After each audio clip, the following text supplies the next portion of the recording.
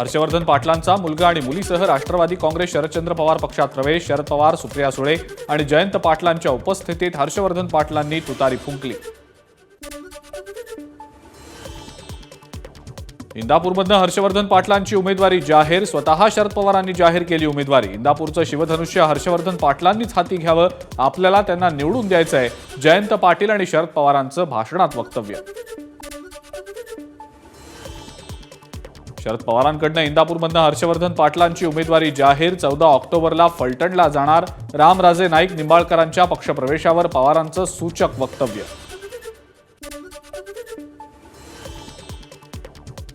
शरद पवार आमचे big boss जो निर्णय घेणार तो आम्हाला मान्य. हर्षवर्धन पाटलांचं वक्तव्य.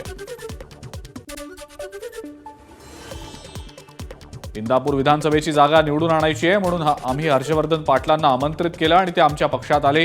इंदापूरचं शिवधनुष्य हर्षवर्धन पाटलांच्या हाती. जयंत पाटलांचं वक्तव्य.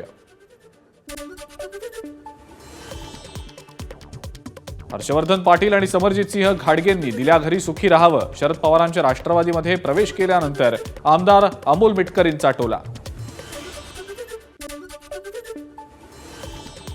हर्षवर्धन पाटलांच्या शरद पवार पक्षातल्या प्रवेशानंतर प्रवीण माने, अप्पासाहेब जगदाळे आणि भरत शहा नाराज. हर्षवर्धन पाटलांची उमेदवारी रद्द करा नाहीतर उद्रेक होईल. 11 तारखेला मेळावा घेणार. तीनही नेत्यांचा इशारा.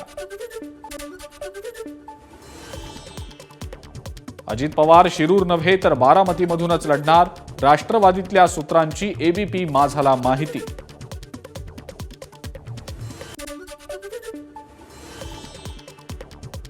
रामराजे निंबाळकरांच्या सोबत उद्या मुंबईत चर्चा करणार. रामराजेंच्या शरद पवार पक्षात प्रवेश करण्याच्या चर्चेवर अजित पवारांची प्रतिक्रिया.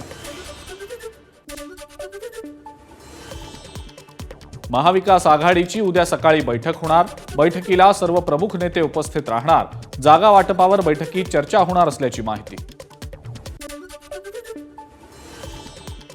महाविकास आघाडीच्या उमेदवारांची यादी दसऱ्याला जाहीर करू. महाविकास आघाडीच्या बैठकीनंतर नाना पटोलेंची माहिती. रश्मी शुक्लांना पोलीस महासंचालक पदावरनं हटवा. नाना पटोलेंचं निवडणूक आयोगाला स्मरणपत्र. शुक्लांची मुदतवाढ आगामी निवडणुकीत सत्ताधाऱ्यांना फायदा पोहोचवणारी. पटोलेंचं वक्तव्य. विधानसभा उपाध्यक्ष नरहरी झिरवाळ यांचा मुलगा गोकुळ झिरवाळ शरद पवारांच्या भेटीला इच्छुक म्हणून गोकुळ झिरवाळ मुलाखत देणार.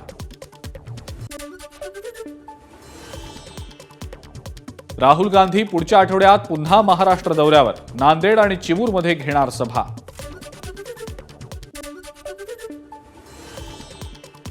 केंद्रीय गृहमंत्री अमित शहा आणि मुख्यमंत्री एकनाथ शिंदेंमध्ये बैठक. बैठकीत जागा वाटपाबाबत चर्चा झाल्याची माहिती. 2.5 वर्षात महाविकास आघाडी सरकारनं त्यांची कामं दाखवा. आम्ही 2 वर्षातली कामं दाखवतो. मुख्यमंत्र्यांचं आव्हान. तर विधानसभेत पूर्ण बहुमतासह निवडून येऊ. शिंदेंना विश्वास. मंगळवेढ्यात शेतकरी मेळाव्यामध्ये बोलताना देवेंद्र फडणवीसांची डायलॉगबाजी. जे बोलतो ते करून दाखवतो. फडणवीसांचं वक्तव्य. समाधान आवताडेंना पुन्हा निवडून द्या. मंगळवेढ्याचं नंदनवन करू. फडणवीसांचं आश्वासन.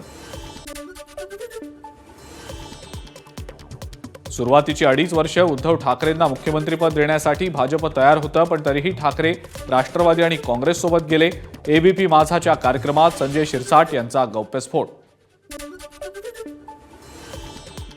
गेलेल्यांसाठी परतीचे दोर कापले असं ठाकरे म्हणतात, पण यांच्याकडे जातंय कोण? हेच शेळ्यांसारखे शेपट्या हलवत काँग्रेस आणि राष्ट्रवादीकडे गेलेत. शिरसाटांची उद्धव ठाकरेंवर टीका. 2019च्या निवडणुकीनंतर विनोद अग्रवाल यांना उद्धव ठाकरेंकडून राज्यमंत्रीपदाची ऑफर होती. आमदार परिणय फुकेंचा मोठा गौप्यस्फोट. दसरा मेळाव्याच्या तयारीसाठी ठाकरे गटाची पोलिसांसोबत बैठक. मेळाव्याच्या आयोजनाबाबत पोलिसांना माहिती दिली. अनिल देसाईंची माहिती. जालन्यात विधानसभेसाठी इच्छुक उमेदवारांच्या मुलाखतीदरम्यान गोंधळ. विद्यमान काँग्रेस आमदार कैलास गोरंट्याल आणि काँग्रेस नेते अब्दुल हाफिज यांच्या समर्थकांमध्ये राडा. सांगलीतल्या तासगावात आजी माजी खासदारांमध्ये जोरदार खडाजंगी.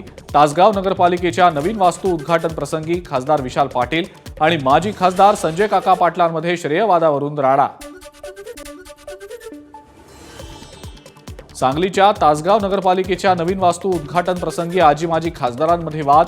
काही जणांकडनं आजच्या कार्यक्रमात नौटंकी जशास तसं वागण्याची भूमिका पुन्हा घेतली. माजी खासदार संजय काका पाटलांची प्रतिक्रिया.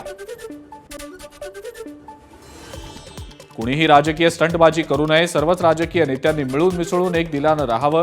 तालुक्यात शांतता राखावी. तासगाव मधल्या राड्यानंतर पालकमंत्री डॉक्टर सुरेश खाडेंची प्रतिक्रिया. श्रेयवादासाठी काही मंडळींनी कार्यक्रमात गोंधळ घातला. तासगाव आणि कवठे महांकाळ तालुक्यात मोगलाई लागली नाही. आजी माजी खासदारांच्या वादानंतर रोहित पाटलांची प्रतिक्रिया. अमरावतीच्या दर्यापूरमध्ये आम्हाला बाहेरचा उमेदवार नको. शिंदे गटाचे अभिजित अडसूळ यांचं नाव न घेता माजी खासदार नवनीत राणांची टीका. दर्यापूरच्या जागेवर शिवसेनेचा दावा. एकदा आम्ही गप्प राहिलो, आता राहणार नाही. महायुती आणि राणा दाम्पत्याला अडसूळ यांचा इशारा. आगामी विधानसभा निवडणुकीत 25 मतदारसंघात शेतकऱ्यांची पोरं निवडणूक लढवणार. शेतकरी नेते रविकांत तुपकरांचं वक्तव्य.